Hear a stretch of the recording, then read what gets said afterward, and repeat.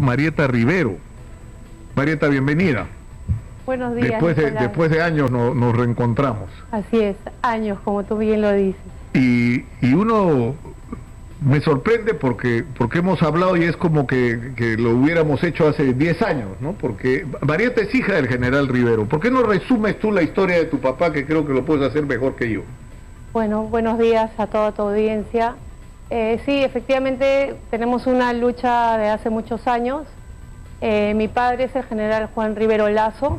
El año 91 y 92 fue director de inteligencia del ejército, los años más duros de la lucha contra subversión. Él luchó y trabajó en el área de inteligencia y logró la victoria y la pacificación del país junto con muchos militares, la policía y la población civil.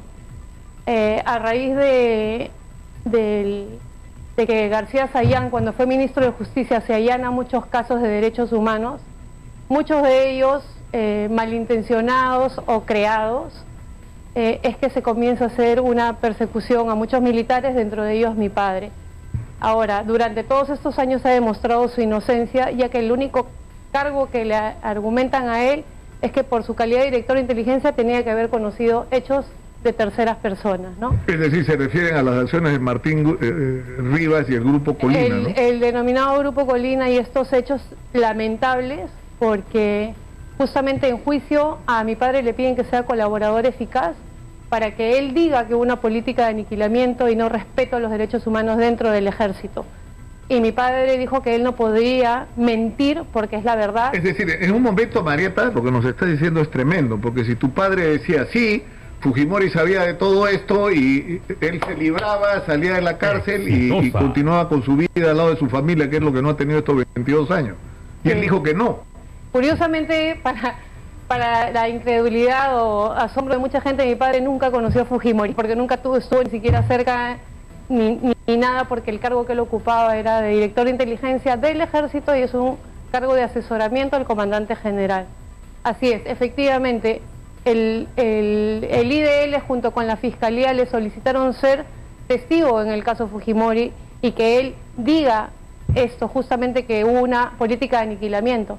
Pero mi padre, si hubiera estado metido en semejantes barbaridades, hubiera colaborado como cualquier delincuente colabora cuando quiere reducir su pena o algo.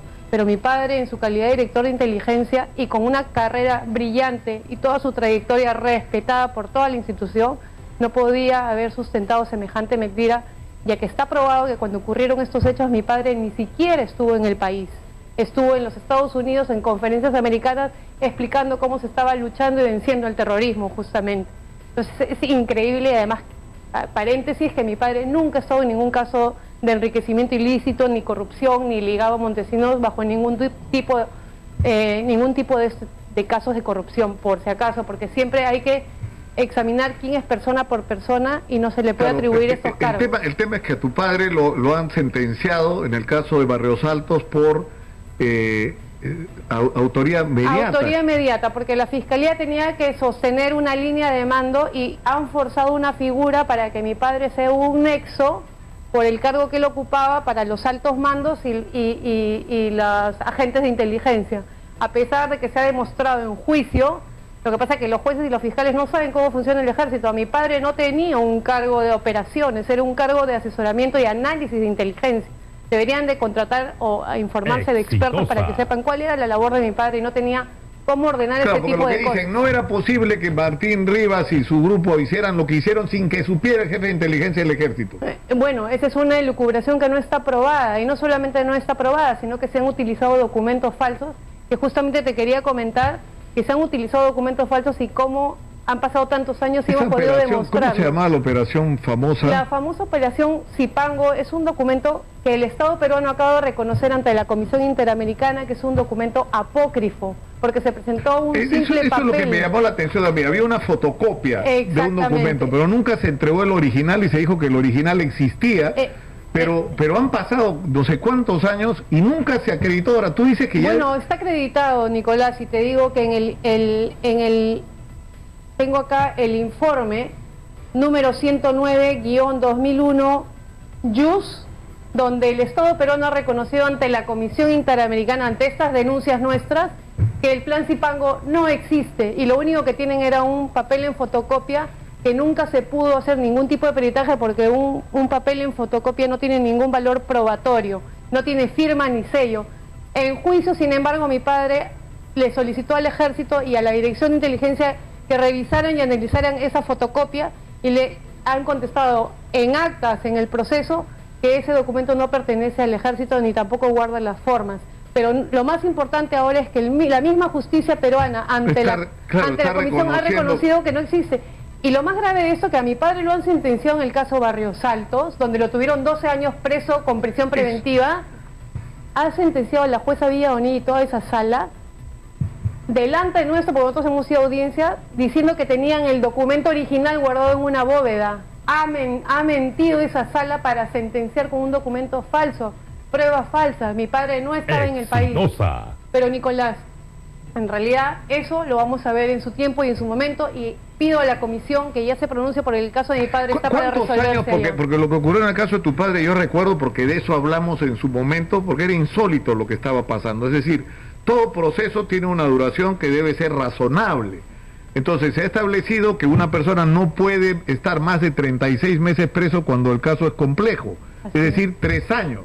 Tu padre estuvo 12 años preso y no tenía sentencia. Así es. O sea, en términos reales estuvo 9 años en la cárcel de manera ilegal. Estuvo 12 años y medio preso sin ninguna sentencia. Y lo han sentenciado y le han abierto procesos escalonados uno tras otro, con prisiones preventivas una tras otra, con el único objetivo de no dejarlo salir nunca en libertad. Y lo más grave de eso, que de los 7 casos que le abrieron uno tras otro, se han sentenciado únicamente 3, 2 condenas y una que lo han absuelto. Esas 2 condenas, que el segundo caso se han demorado casi 17 años en emitir la sentencia, ese caso lo quieren empezar a contabilizar la pena como si mi padre hubiera estado libre. Por eso yo vengo a denunciar acá a la doctora Huiza del 21 Juzgado Penal, que tiene en sus manos la refundición de ambas penas, como ya lo ordenó la Sala Penal Especial. La Sala Penal Especial le acaba de ordenar a la doctora Huiza que refunda las penas, porque mi padre, con el tiempo que tiene de carcelería y los beneficios penitenciarios... porque la condena máxima me parece que eran 28 años, ¿no es cierto? A mi padre lo han condenado, la condena más alta es de 25 años, 25. La que tiene que se refunde con la de 20, pero él con toda la prisión de 22 años y beneficios... Porque no se, en ese momento no se sumaban, sino se subsumían, o sea, la mayor incorporaba, se aplicaba la pena de mayor duración. Y así entonces tu padre formalmente tenía que cumplir 25 años de cárcel, pero él sí tenía derechos a beneficios penitenciarios. Tiene derechos y por lo tanto, él incluso ya debió salir. Mi padre tiene un exceso de carcelería en este momento, está secuestrado justamente solamente por el capricho de esta jueza que no obedece las órdenes de la Sala Penal. Y no pasa nada. Hemos presentado un habeas corpus que está ya en segunda instancia para resolverse. Y justamente hablando del plan Zipango y cómo se está aplicando, termina un juicio, otro juicio. O sea, mi padre tiene 81 años, 22 años en una cárcel, con procesos violatorios por todos lados. Se le han violado el debido proceso, el derecho a defensa. Y actualmente está en un proceso irrisorio, porque yo lo llamo así, y la historia lo sabe, es que están por emitir sentencia en el caso famoso el caso de el señor Pedro Wilca, que fue un dirigente sindical muerto por Sendero. Acaba de dar una entrevista el que fue director de la DINCOTE, y él mismo ha reconocido que el caso Pedro Wilca es una patraña, porque ellos investigaron, atraparon a los terroristas. La esposa de Pedro Wilca reconoció a los senderistas que mataron en la puerta de su casa al señor Pedro Wilca. Los terroristas confesaron en juicio los hechos. Sendero Luminoso en su diario reivindicó que mataron al señor Pedro Wilca porque el señor Pedro Wilca era un dirigente contrario al terrorismo, contrario a Sendero. Y en el 5º atentado terrorista recién lo logran matar a ese señor.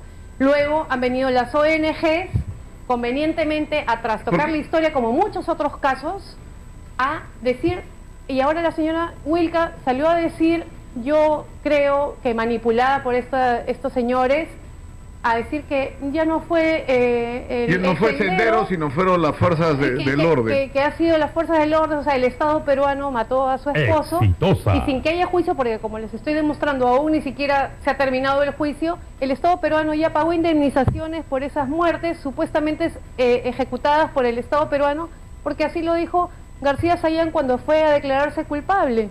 García Sayán, ese nefasto ministro que tuvimos, que trastocó la historia, le dio beneficios penitenciarios a los terroristas cuando no lo tenían, porque desangraron a nuestro país, condonó condenas a los terroristas, indultó terroristas.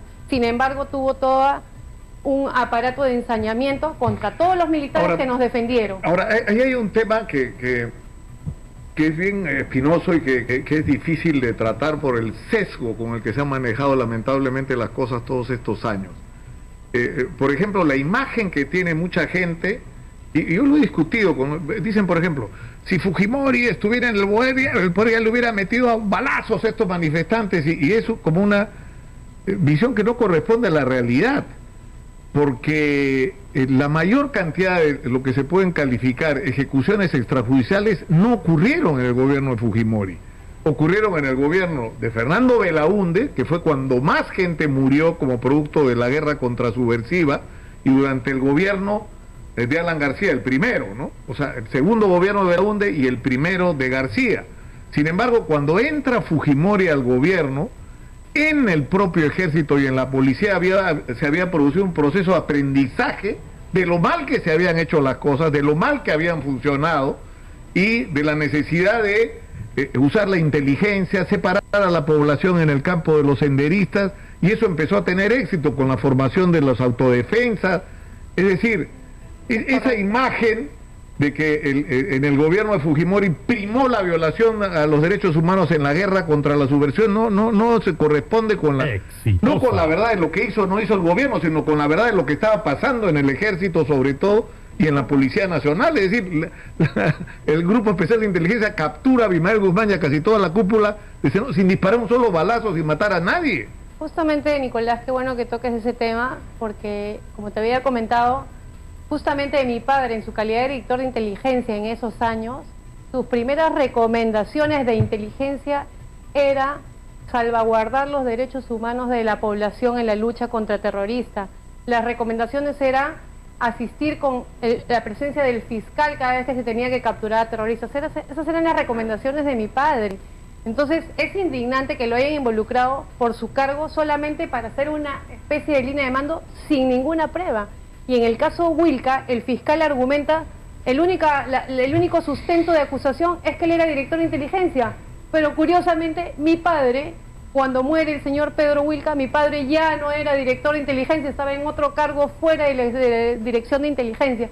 Sin embargo, yo no puedo concebir que la sala se vaya a dejar presionar, la cuarta sala penal se vaya a dejar presionar para emitir una sentencia faltando a la verdad y perpetrar una gran mentira, porque es sabido, conocido, probado que fue Sendero Luminoso quien mató a Pedro Wilca. Y en este caso hablo en nombre de mi padre. Ustedes no pueden sentenciar a un hombre de 81 años que ha demostrado su inocencia durante todos estos años, además del trato inhumano que ha recibido por la justicia. A un soldado no se le puede tratar de esa manera. Mi padre tiene una conducta intachable, inclusive hasta ahora estando en un penal tiene una conducta intachable.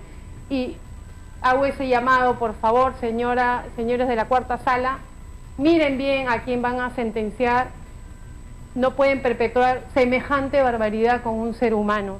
Y a la doctora del cuarto juzgado, del 21 juzgado, que tiene que refundir estas penas como le corresponde por derecho, y ya se lo ordenó la sala penal, que le refunda, porque mi padre es un hombre de 81 años con una edad ya resquebrajada. Acá no vamos a discutir ya otros temas, pero sí le corresponde por derecho salir en libertad porque ya cumplió su pena. Y esto es un secuestro de la justicia hacia él. Yo te agradezco, Marieta, por estar acá, por tu coraje, porque de las cosas que tú hablas muy pocos se atreven a hablar.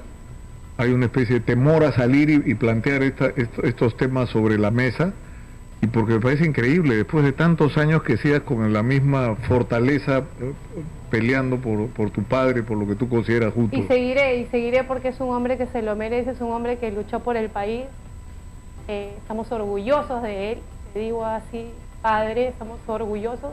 Tengo un reconocimiento público por esa labor que has hecho por el país en defendernos, tener una conducta intachable durante toda tu carrera, y la vida y la historia lo juzgará. Y lo que están haciendo en la justicia del Perú, eso sí es un crimen de derechos humanos se está cometiendo con mi padre. Y ahora un llamado también a la Comisión Interamericana. Eso es lo que no se entiende. ¿Cuántos años esto está en la Comisión Interamericana? Nosotros hemos denunciado desde el año 2005 con todas estas pruebas, 17 Nicolás. años. Y la comisión el año 2019, cuando mi padre estuvo muy enfermo, internado en un hospital, le llegó una comunicación que nos dio una luz de esperanza, diciendo que en 6 meses iban a resolver porque ya habían admitido el caso de mi papá, y le pidieron al Estado peruano que llegue a un acuerdo amistoso. Por supuesto, el Estado peruano se quedó en silencio y hasta ahorita seguimos esperando, señores de la Comisión Interamericana y de la Corte. ¿Qué esperan para resolver el caso del general Juan Rivero Lazo, que tienen en sus manos hacer justicia? Ustedes ya fallaron con esta violación del debido proceso y los excesos de procesamiento sin sentencia le han dado la razón a muchísimos casos, inclusive a gente condenada por terrorismo, y los han liberado, porque cualquier persona tiene los mismos derechos ante la ley. Marita, tenemos que terminar por hoy. Te agradezco por estar acá y vamos a regresar a mirar este tema, que creo que hay que ponerlo sobre la mesa. Hay que ponerlo sobre la mesa y es hora, ¿no? De como algunos otros temas que no sé por qué razón se evitan y no se enfrentan con coraje. Sinceramente, gracias, Marieta. Gracias, Nicolás, a ti. No, siempre tienes el espacio abierto, tú y tu familia lo saben.